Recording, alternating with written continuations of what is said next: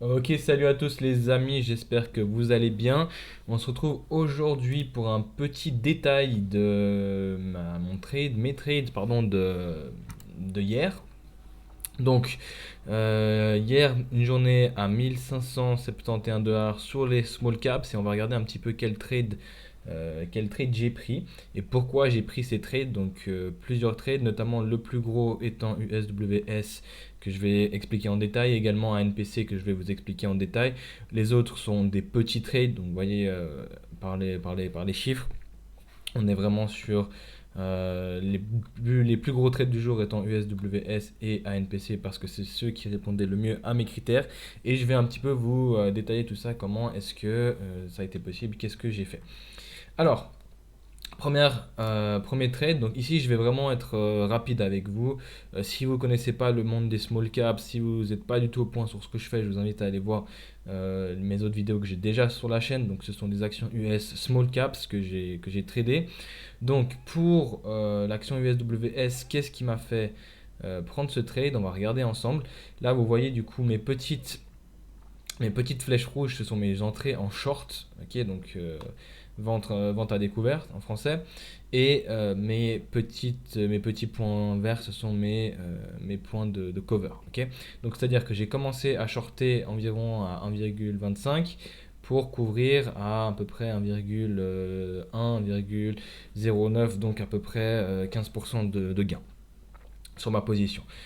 Sachant que j'avais une position à peu près à 5000 dollars, 6000 dollars, je sais plus exactement. J'avais à peu près 7000 actions en short. Du coup, même un peu plus que ça. En fait, du coup, pourquoi est-ce que je suis rentré sur ce trade? Je vais vous prendre maintenant en parallèle un graphique un peu plus détaillé où je peux, euh, où je peux vous expliquer.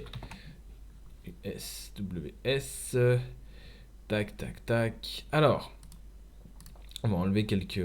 Ça, c'est mes indicateurs de range. On va enlever quelques indicateurs pour que ce soit un peu plus simple. Donc, moi, je suis quelqu'un qui trade de manière très simple. Ok, j'ai seulement peu d'indicateurs sur mes graphiques. J'ai juste la VWAP en général. Et puis ensuite certains indicateurs qui me permettent juste de calculer le range de l'action. Typiquement, les Fibonacci, c'était pour calculer le range. Mais sinon, j'utilise très très peu d'indicateurs. Ok. Sur le daily, pourquoi donc là, on a l'action daily à gauche, donc journalier, et on a l'action minute par minute à droite. Pourquoi est-ce que j'ai choisi de trader cette action?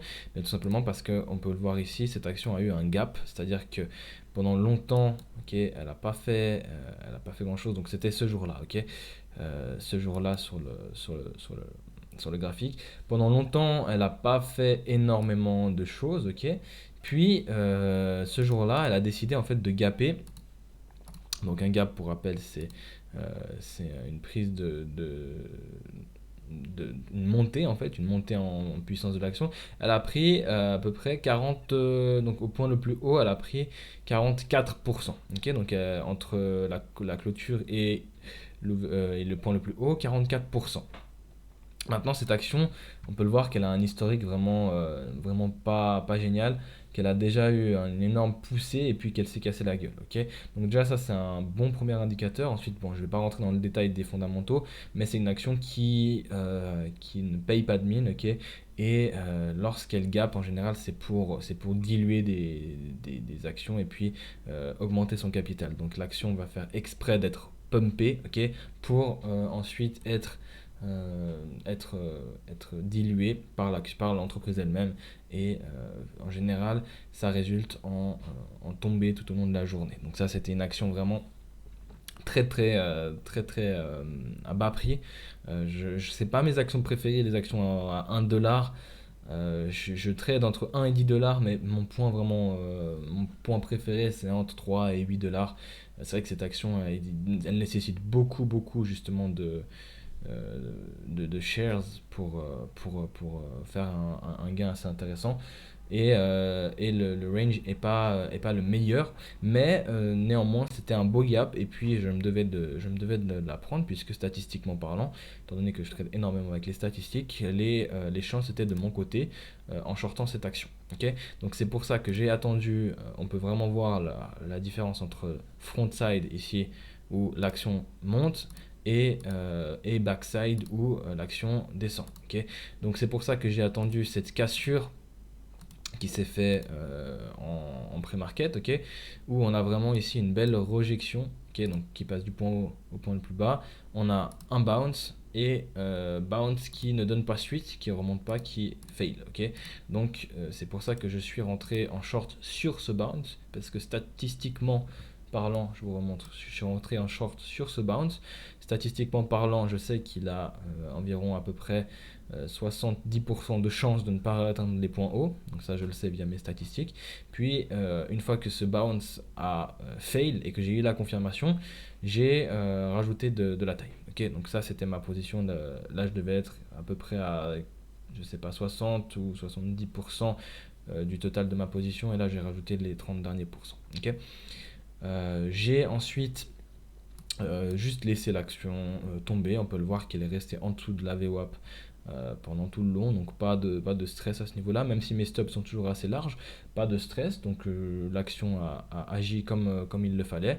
Et puis première cover au point à l'ouverture, donc juste après le pré-market, parce qu'on a eu une belle chute, donc juste pour sécuriser des gains. Puis aussi vous voyez qu'on a, on a un point, donc je vais le prendre sur mon graphique ici, on a du coup à l'ouverture cette résistance aussi ici. Donc c'est pour ça que j'ai pris une première couverture. On a une résistance au niveau de ce point-là. Vous le voyez bien ici. Je peux vous l'arrondir. Une première belle résistance ici.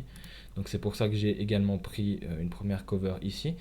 J'ai laissé ensuite j'ai laissé ensuite ma position. J'avais mon stop à peu près ici ensuite. Parce qu'une fois que je réalise des gains, je ne veux pas que le trade se transforme en rouge. Donc je resterai toujours dans le vert une fois que j'ai réalisé des gains. Donc j'ai réalisé mes premiers gains ici, puis ensuite j'ai laissé l'action toute la journée faire son travail. Parce que potentiellement on pouvait également avoir un fade plus grand. Donc elle pouvait largement tomber encore beaucoup plus. Ça n'a pas été le cas. Donc voilà, je me suis contenté du fade. J'ai couvert ma dernière position juste à la fermeture ici. À la fermeture à 16h, je peux vous remontrer encore la position de fin. On était ici.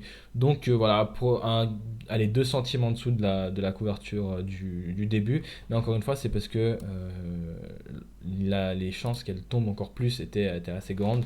Donc c'est pour ça que j'ai laissé la moitié de ma position durant toute la journée. Ok, donc ça, premier trade. Premier succès, j'étais assez content. Donc voilà, 725 ou 725 dollars de gain sur USWS. Rien à redire sur ce point. ANPC, on va regarder ça ensemble. ANPC était ce trade ici. ANPC, donc là on est sur une action où j'aime beaucoup le prix. On est dans le range des 5 dollars. J'aime beaucoup ce prix là. Pareil, j'ai attendu une cassure, une belle cassure en pré-market. Et puis j'ai commencé à shorter quand j'ai vu surtout de la faiblesse. Ok, beaucoup de faiblesse dans l'action. Et on le voit encore une fois. Je vais vous reprendre ANPC. PC, hop, donc elle a vraiment fadé lourdement. Première cassure, pré-market, on le voit ici, hop, tac, pap, gros slam back, le bounce qui a été fail, et puis encore slam back en dessous, ok. Donc c'est là en fait j'ai commencé ma position à la première cassure, comme on peut le voir ici, première position, puis j'ai ajouté ma taille, j'ai ajouté de la taille vraiment durant cette deuxième cassure qui allait vraiment l'amener en bas, et puis une fois qu'elle a cassé ses points, encore une fois, elle n'est jamais revenue en arrière. Même critère pour la, comment dire, le fade, ok, donc action comme on peut le voir sur le daily encore pire que USWS. La seule raison qui m'a fait pas mettre plus de taille, c'est parce que la flotte de cette action est petite, donc des mouvements violents peuvent subvenir, mais on peut vraiment le voir que lorsqu'elle gap, vous voyez ces énormes bougies rouges, elle fade la plupart du temps, et du coup c'est pour ça que dès que j'ai vu ces premiers signes de faiblesse, j'y suis allé et j'ai pris ma position. Ok, donc comme je vous l'ai dit, c'est une flotte un peu plus petite, donc il faut aussi se méfier parce qu'on peut avoir des retours parfois un peu plus violents. Celle-ci pas du tout, elle a vraiment fadé toute la journée. J'ai été un peu plus précautionneux sur celle-ci. J'ai pris ma première cover à l'ouverture comme à mon habitude, ma deuxième cover parce qu'elle était vraiment... déjà, il y avait le point de 5 dollars, ok, qui je pensais allait agir un peu plus comme résistance. C'était pas le cas du tout. Il est passé à travers les 5 dollars comme rien du tout. Et puis aussi au niveau du range, on était déjà bien bas à 5 dollars, étant donné que l'action est montée presque à 6,4. On était déjà bien bas, donc voilà. Il est de mon point de vue statistique, de mes statistiques, lorsqu'on arrive à un point aussi bas, normalement l'action a tendance à remonter un peu durant la journée. Cette action, ça n'a pas été le cas. Ok, donc voilà, on peut jamais faire un trade 100% parfait parce que personne ne peut prédire le market à 100%. Votre edge, on va dire, il va être dans le fait d'avoir des statistiques moyennes. Ok, donc vous savez qu'en moyenne, il y a tel et tel pourcent de fade, il y a tel et tel pourcent de gap, il y a tel et tel pourcent de... Voilà, donc c'est vraiment la moyenne statistique qui va compter. Ça reste un bon trade, pas autant que USWS parce que j'ai pris la moitié de ma taille, étant donné que la flotte était petite. Euh, mais ça reste un très bon trade et puis j'en suis satisfait. Une raison qui m'a fait aussi prendre la moitié de la taille, c'est que le gap était un peu plus petit que USWS. Donc là, on est sur un gap seulement de 35%, ce qui fait que voilà, plus le gap est grand, plus je prends de taille parce que forcément plus le potentiel est gros également. Ok. Les autres trades que j'ai fait durant la journée, ça a été des petits trades. Je vais pas spécialement rentrer dans les détails de ces trades étant donné que pour moi c'est des subpart setups. Donc, excusez-moi, je le dis en anglais mais je sais pas comment dire en français. C'est des setups qui sont pas des setups A+. C'est-à-dire que ce sont des setups un peu moins bons, néanmoins qui peuvent quand même rapporter de l'argent. C'est pour ça que je rentre avec des tailles un peu plus petites, que vous voyez souvent du 100, 100, 100, 100, 200.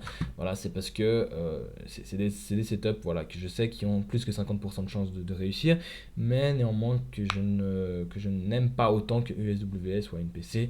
Je peux vous montrer, donc par exemple, on peut prendre l'exemple de TLC.